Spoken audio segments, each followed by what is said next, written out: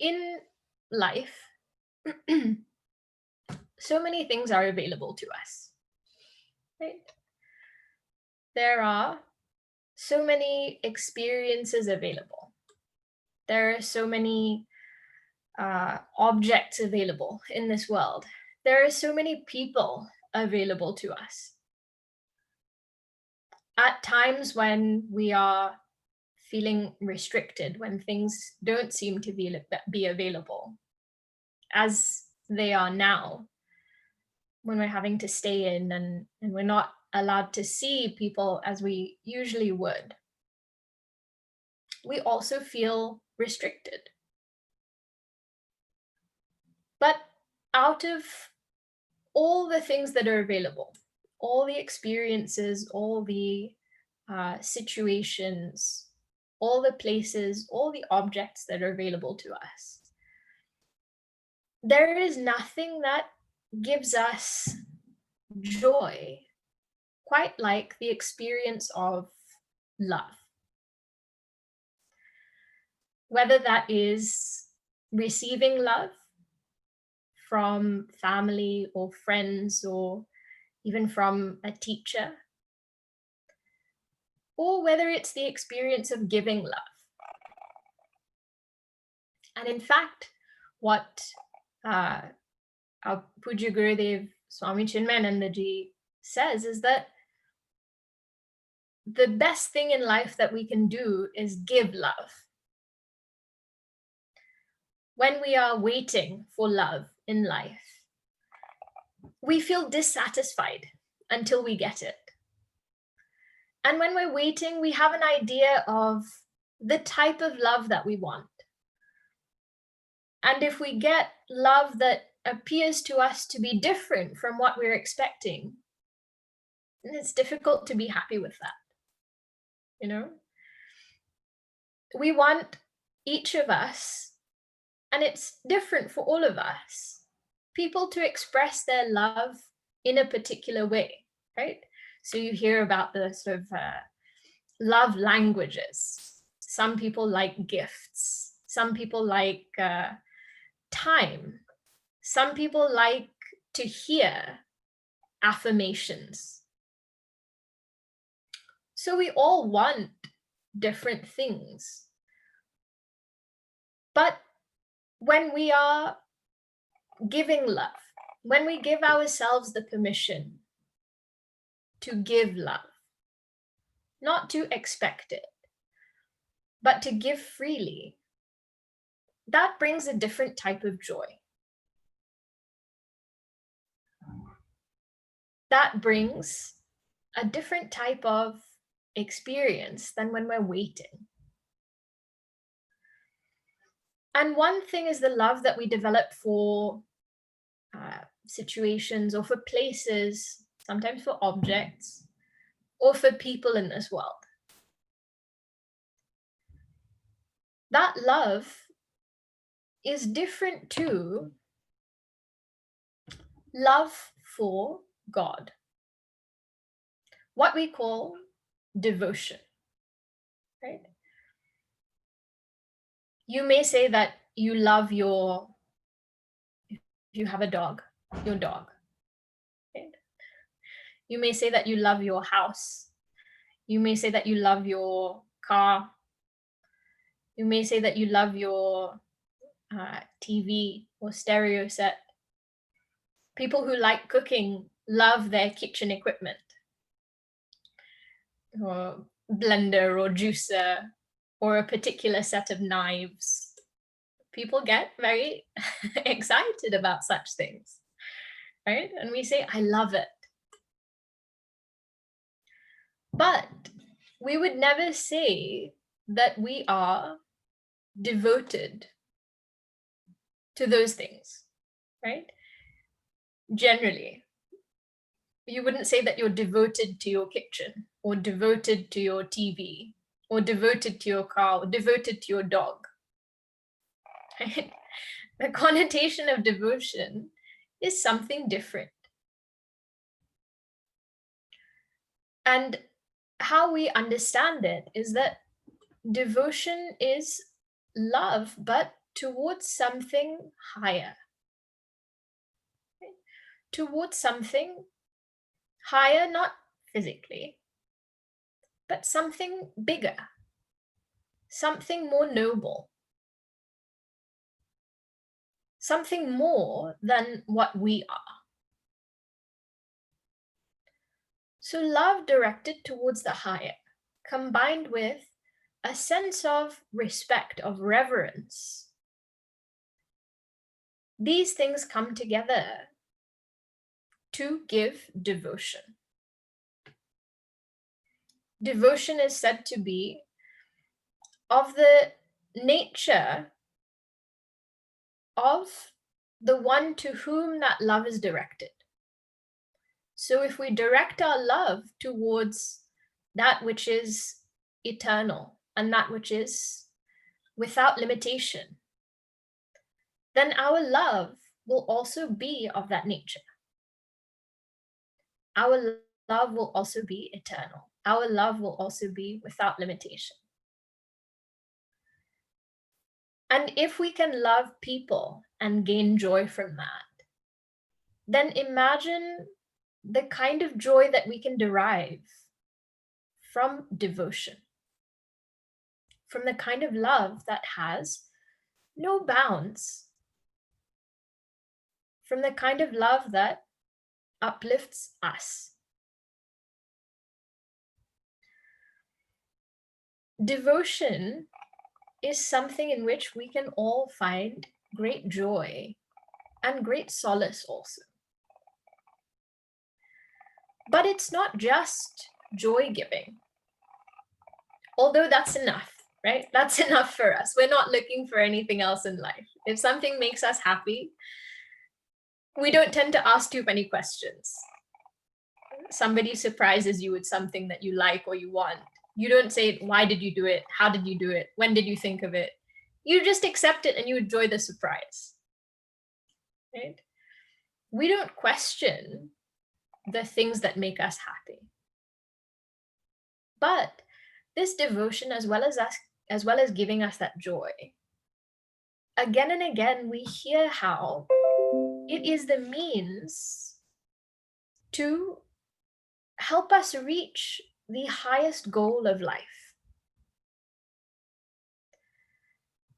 And this is not just,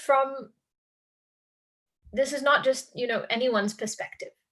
This we hear from Sri Krishna himself in the Bhagavad Gita.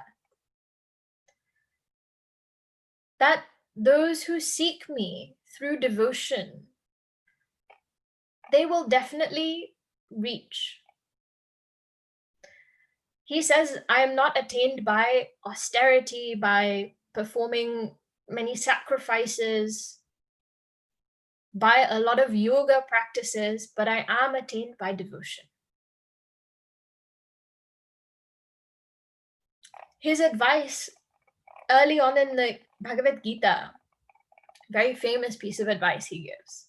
He says, lift yourself by yourself, right? In other words, if you want to get something done, you better do it. Don't wait for anybody else to come and make it happen for you. You do it. You be your own best friend. You lift yourself. And yet, later in the same Bhagavad Gita, he says that for those who think of me single-pointedly, whose minds are completely entered into me, I lift them out of this samsara. I do everything for them. I liberate them if they are surrendered to me. So devotion, if we are able to develop it, it becomes the means for achieving the very highest goal of life. It is not something to be sniffed at. It is something that can help us achieve that which we spend lifetimes striving for. it is given the very highest place by, as I said, by Sri Krishna himself. And when we hear this, our question is, well, then how? How do we develop devotion, right? Tell us how. If you're saying that it's the greatest means, then how is it that we can develop that? So he himself explains how to develop devotion. The 12th chapter in particular is very well known for expounding on the different means to develop devotion. But one of the best methods, infallible, as well as all the others, is when we keep the company of devotees. Because when you spend time with someone who loves God, it's infectious in a good way. Nowadays, when we hear the word infectious, we get very frightened. We don't want to be around that. In a good way. And it somehow, it seeps into us. It is said that satsang of great people, it is infallible, but it's difficult to find, and sometimes they are difficult to understand because their thinking is completely different from ours. We are so focused on the mundane world. We are so focused on our day-to-day, on the people, on the things in our life. We are so focused on that to which they don't give much importance. But the more we spend time with them, the more we learn what it means to have devotion, the more we learn how devotion is possible for us also. And in the event of not being able to spend physical company, not being able to keep that physical company, the best thing is to surround ourselves with the thoughts of those devotees. Whether it's reading their works, whether it's reading about them, whether it's reading their compositions, all of these things can still inspire those same thoughts that will give rise to devotion as if we were in their company, right? Ultimately, our satsang, the sangha that we always, the company that we always keep, is with our own mind. People come and go, right? Sometimes the people whom we don't want to go, they're the first.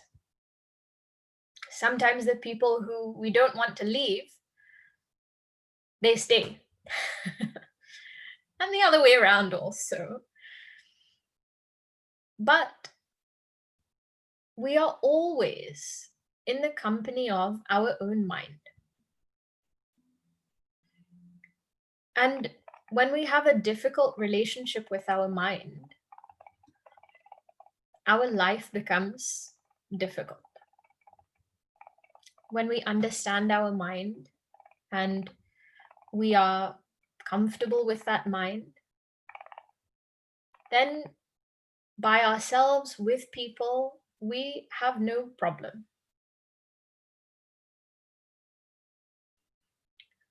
So, at this time where we are looking for satsang more than ever, it is a great opportunity for me and for you also, taking advantage of the opportunity. I'm taking advantage of the opportunity of a relatively captive audience.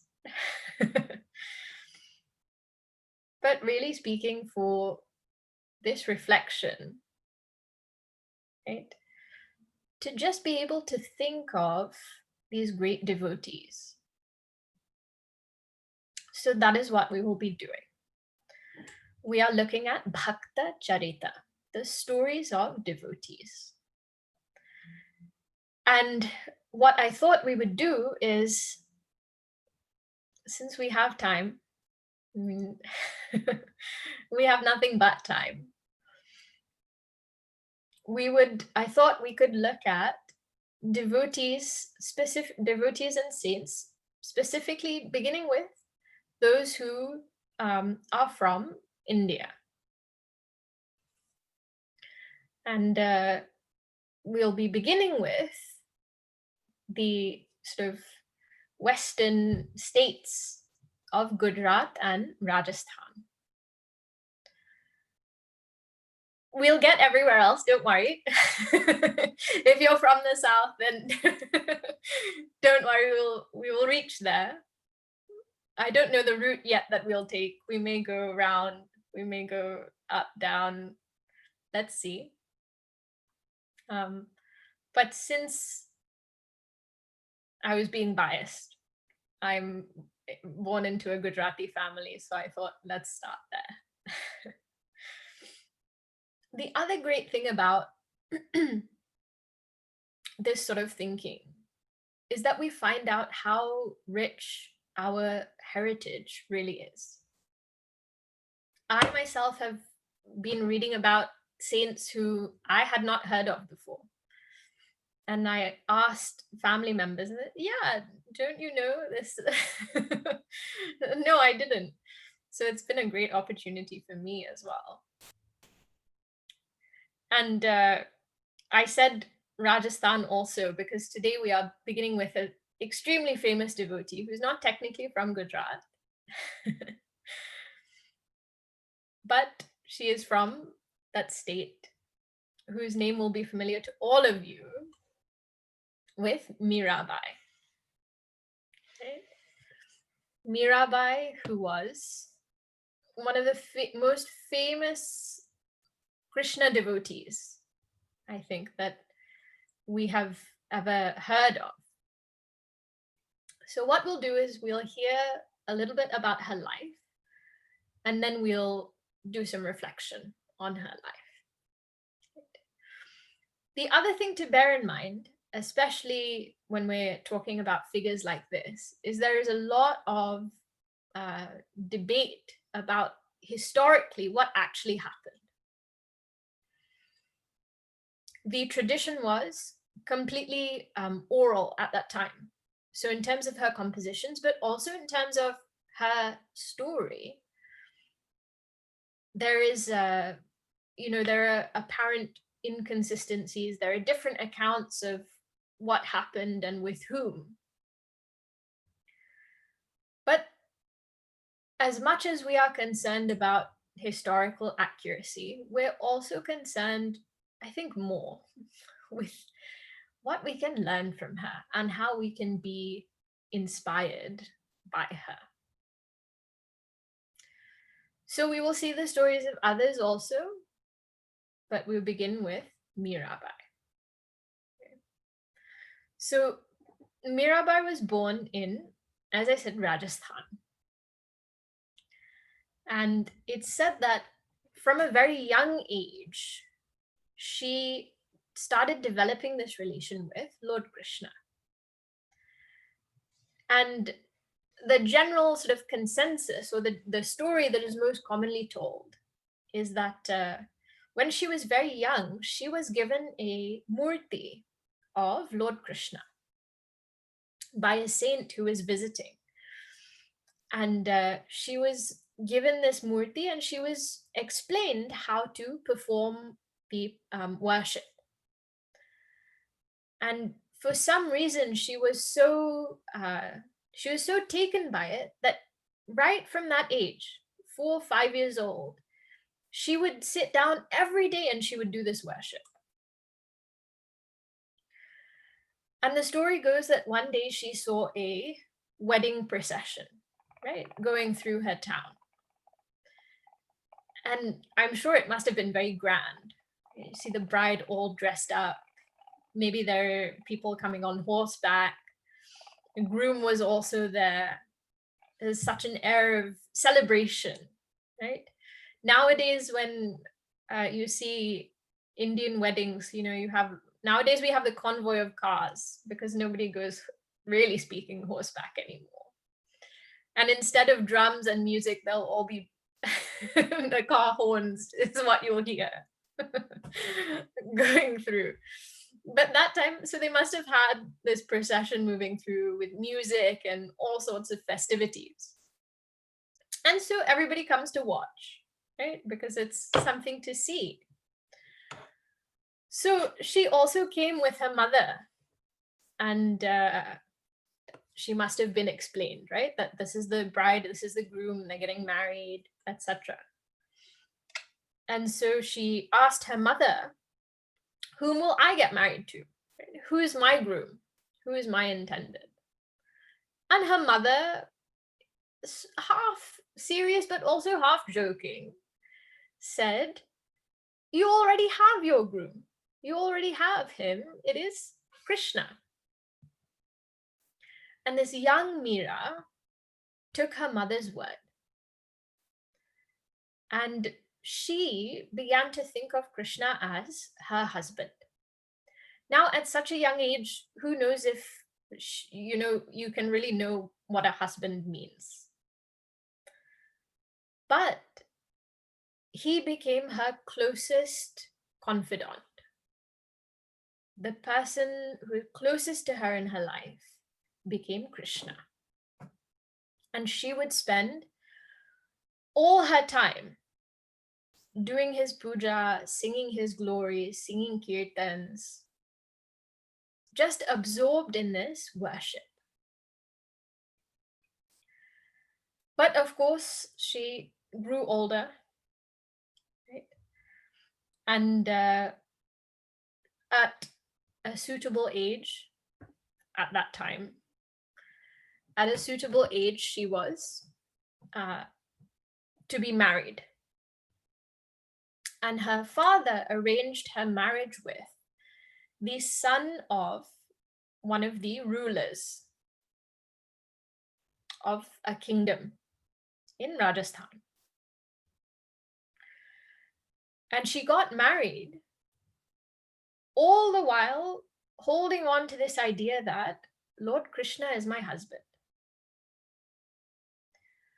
But she went to her in-laws' house, and she used to do all her whatever household duties were there, right?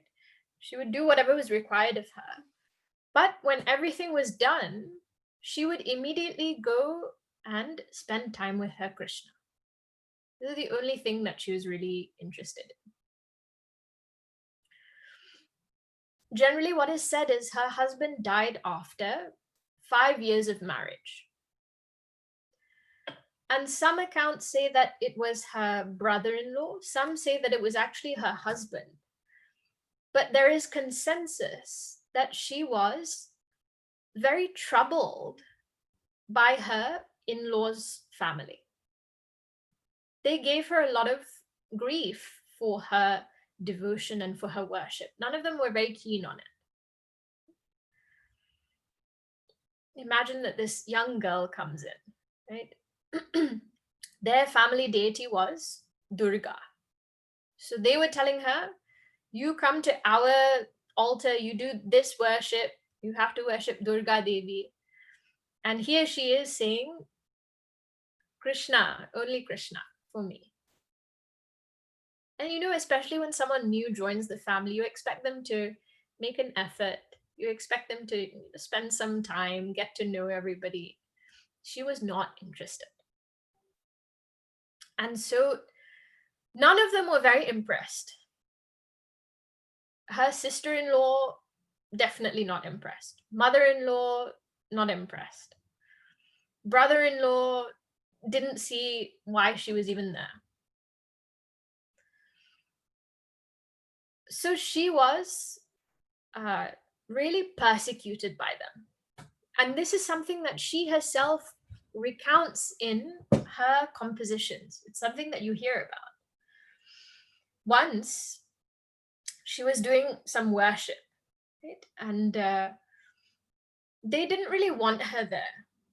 So what they did is they got a basket, covered basket, and they put a snake, poisonous snake inside. And then on top they put some flowers. And they sent it to her. Now, of course, when she opens it, that snake, having been in there, they were expecting it to bite her. They were expecting her to die. She received it while she was, or it came to her while she was doing her puja and meditation. And she finished that. And it said that when she went to open that basket, what she found, in fact, was another murti of Sri Krishna.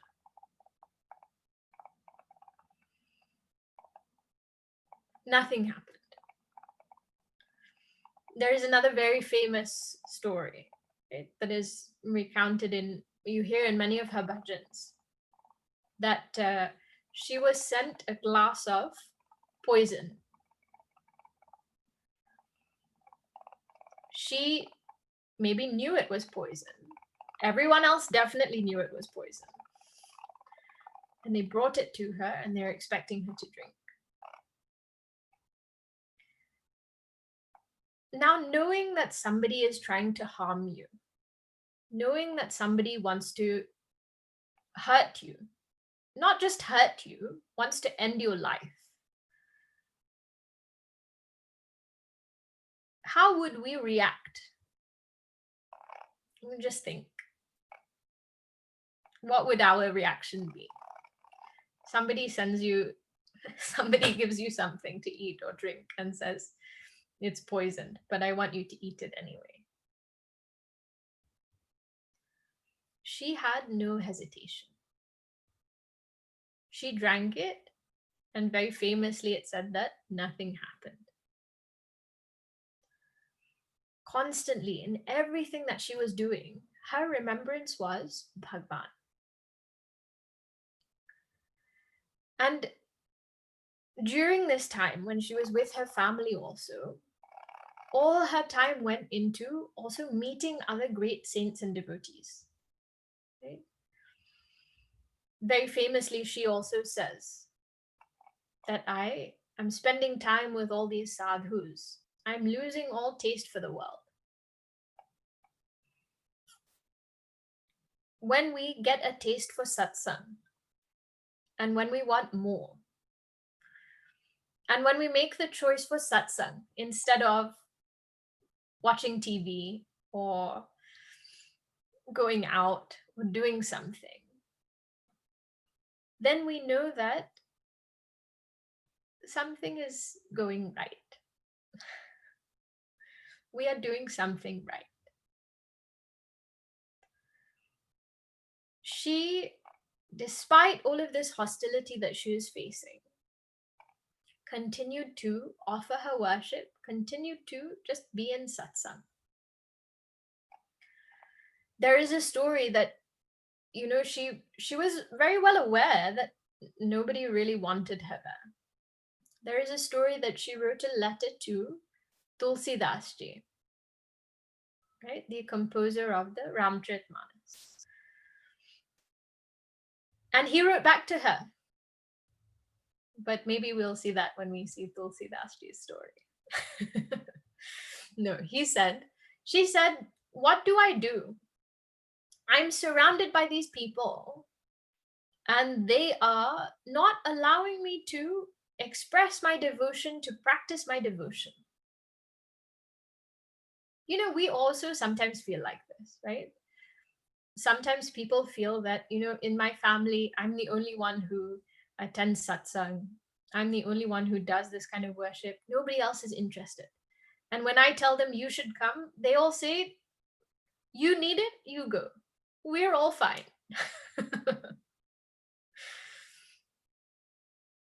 It's very difficult, right? When you're surrounded by people whose priorities are different than yours, we feel, how can I continue like this? I don't feel free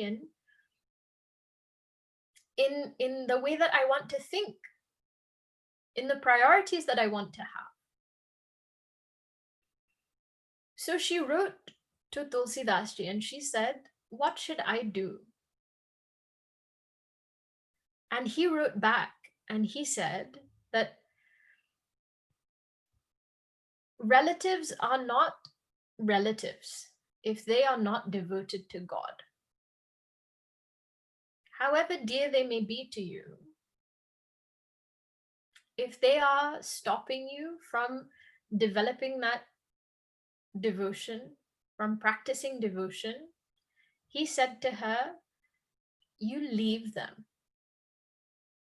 As though they are your enemies, you get out of there. I'm not telling you, he told her, okay, don't tell your family. Shripriya ji said I should leave you, so I'm not coming back. I didn't say that. Tulsidas ji told Mirabai. He said, Prahlad left his father. Vibhishan left his brother. Bharatji left his mother. Bali left his guru.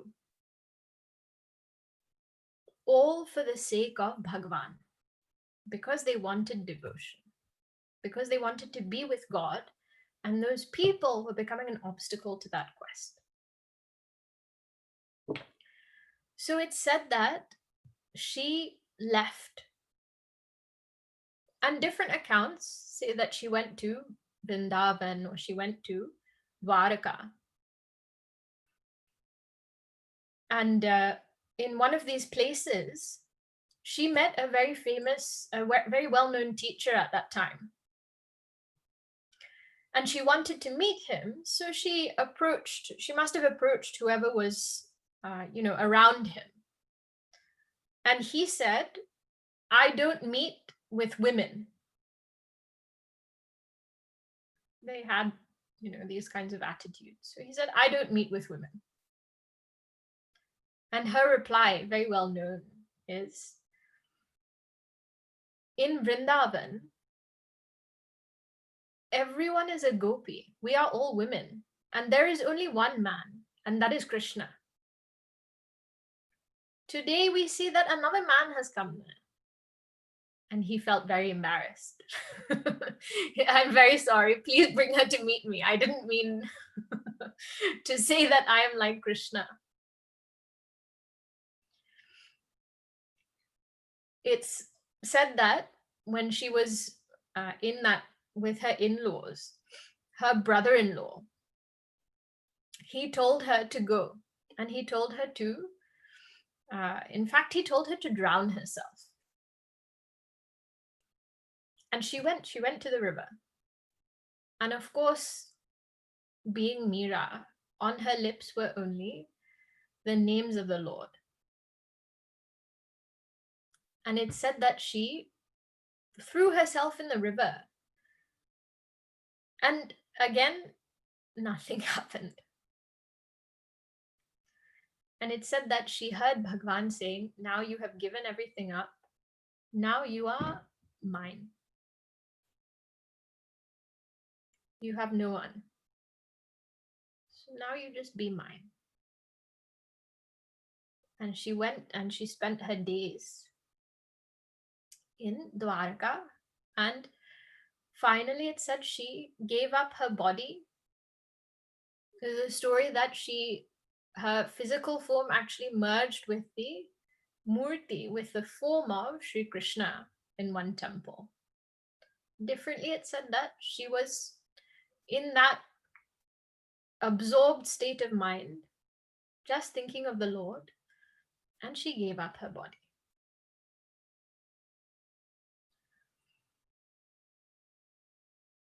Sometimes when we hear that we should have devotion, right?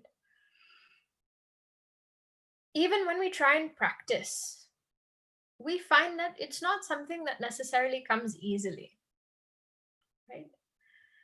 And there are obstacles. Like, like we saw in her life, the people around her, sometimes it's just the situation.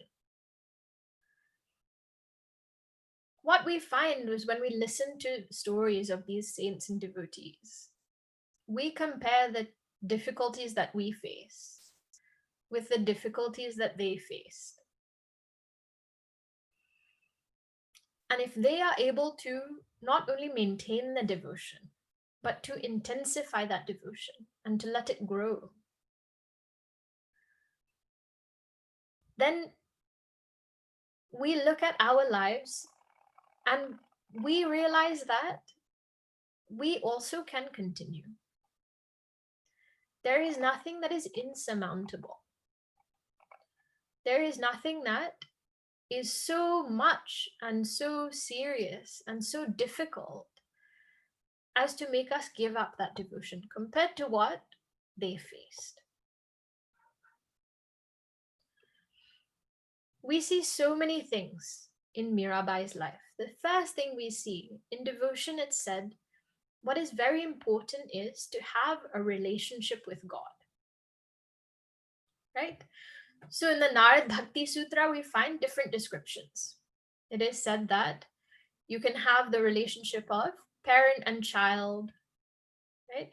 Either as the child of God or like Yashoda Maya thought of Krishna as the parent,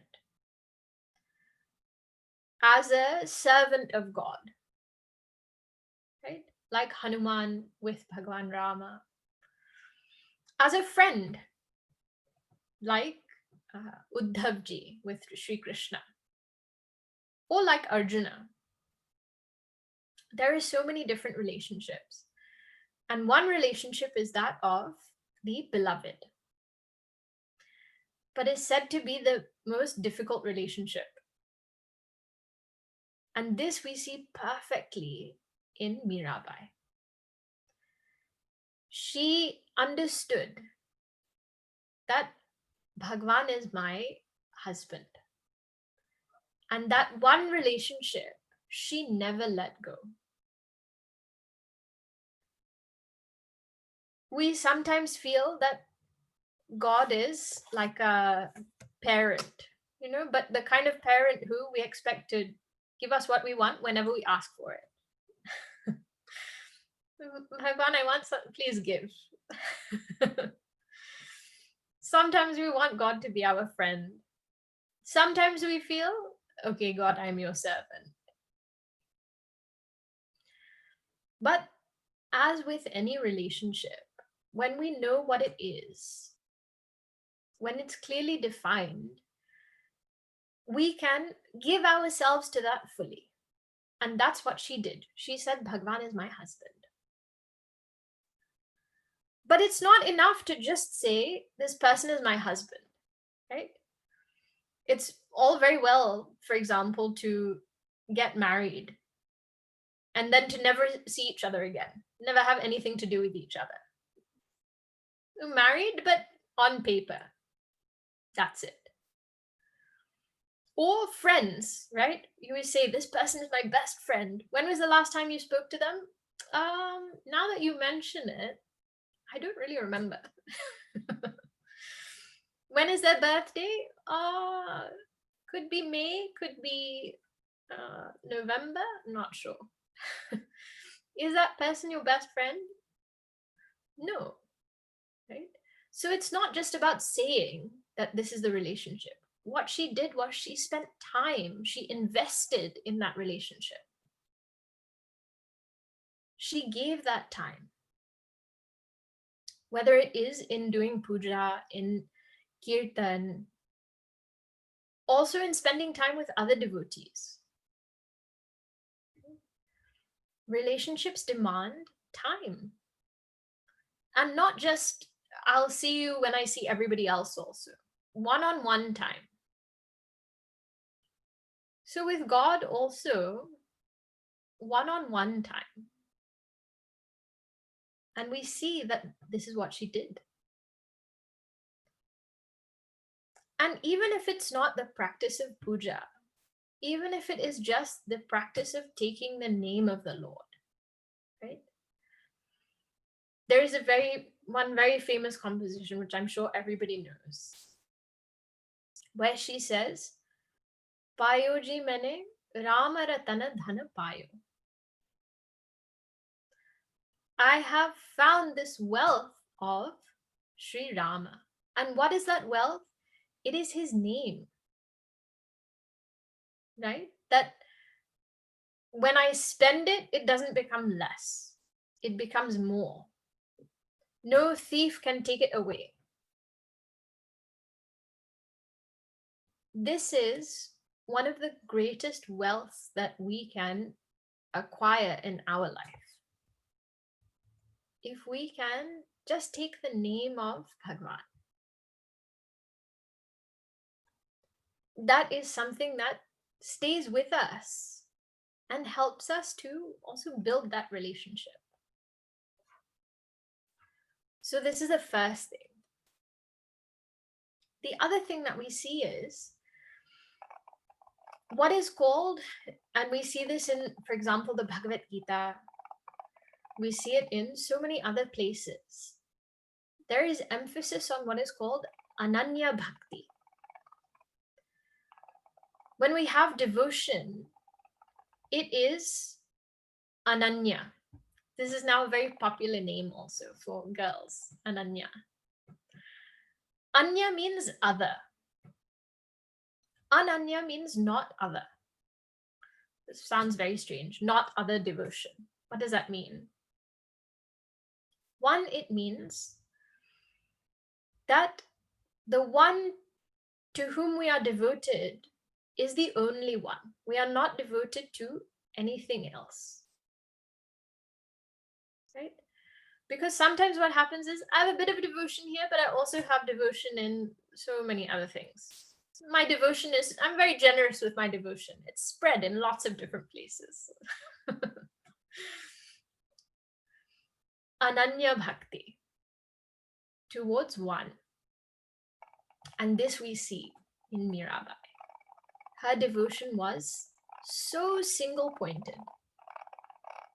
She says, Mere to giridhara gopal, dusara na koi. Mine is only this giridhara gopal. There is no one else. By the way, this story is also there, right? Of why she's, because this you find again and again, right? Giridhara gopal. Why that form of Sri Krishna? Why the one who is holding that mountain, Govardhan mountain? There's a story that when this happened, right, there was this great storm and Bhagwan had to lift the mountain to protect everyone. There was one gopi who wanted so, as all of them did, wanted so much to be with him. And she was prevented from doing so by her family. And in that pain of separation, she gave up her body. And the last form that she saw was this Krishna who is holding the mountain. And that gopi became Mira. This is one story that I heard. So this Ananya Bhakti, that for me, there is no one else. You say but she said Rama Ratana Dhana Payo. She didn't say Krishna Ratana Dhana Payo. Why did you say Rama?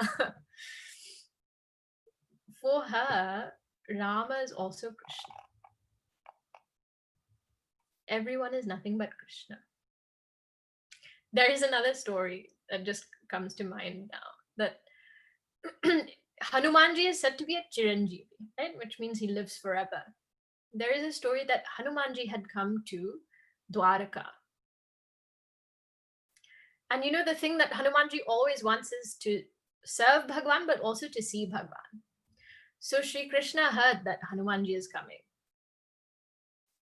And he told Rukminiji that Hanumanji is coming, but he doesn't want to see us, you know. He wants to see Bhagwan Rama and Sita ji. What should we do? So he said, let's change. And Shri Krishna and Rukmini ji became Bhagwan Rama and Sita ji for Hanuman, because they knew that he would want to see only them. This is Ananya Bhakti. This is what Miraji had, that only Shri Krishna. And that means not just that we know who our Ishta Devata is and we direct all our love towards that form.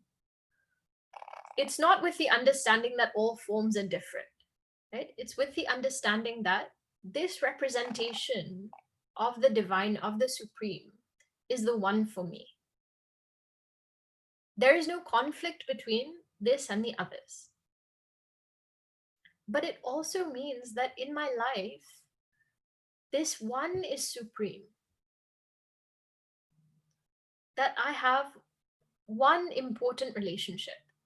Others are also there, but the most important relationship in my life is my relationship with God. This is the understanding of this kind of bhakta, this kind of devotee. She had no doubts, no qualms about giving herself fully to him. So this Ananya Bhakti, this is one. that one form is all. Ananya also means that we don't see any other.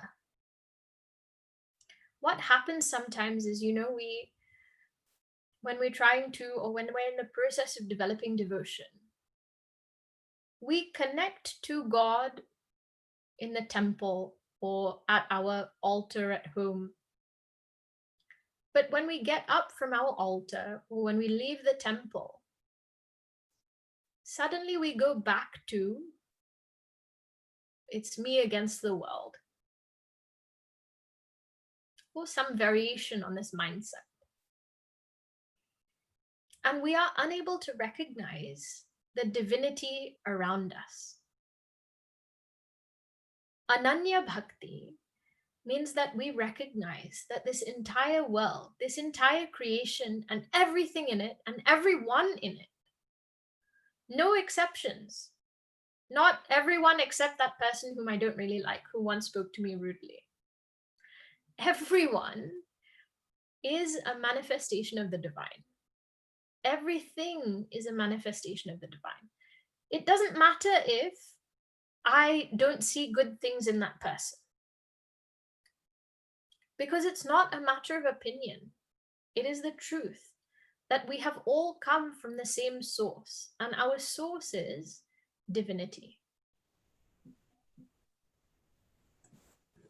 Why was Mirabai protected when she received that basket with a snake, or when she drank poison?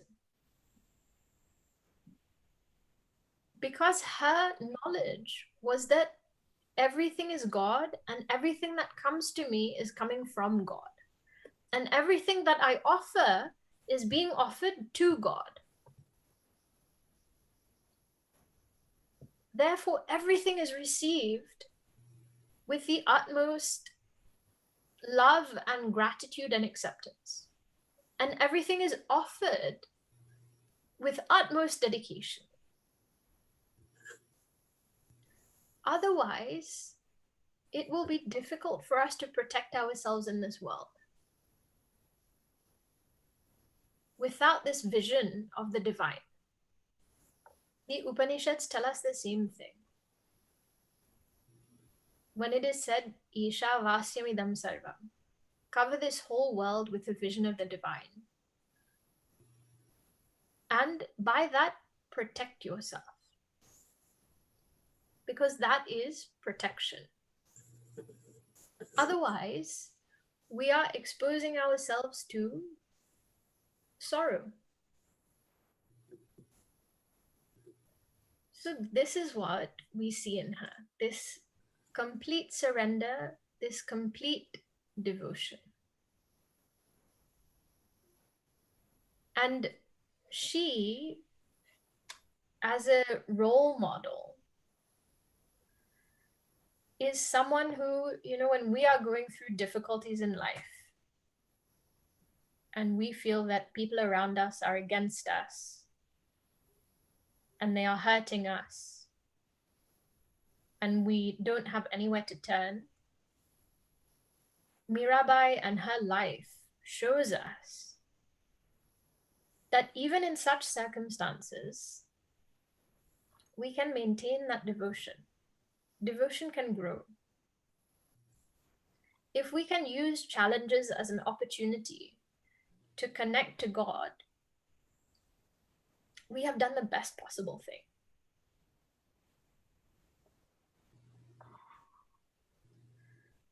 Okay, so let us offer our prayers that we are blessed with such devotion as she had, and that we also attain that oneness with Krishna that she also attained. Okay. We'll conclude with prayer. Om Purnamada Purnamidam Purnat Purnamudachyate Purnasya Purnamadaya Purnameva Vashishyate. Om Shanti Shanti Shanti. Harihi Om Shri Gurubhyo Namaha.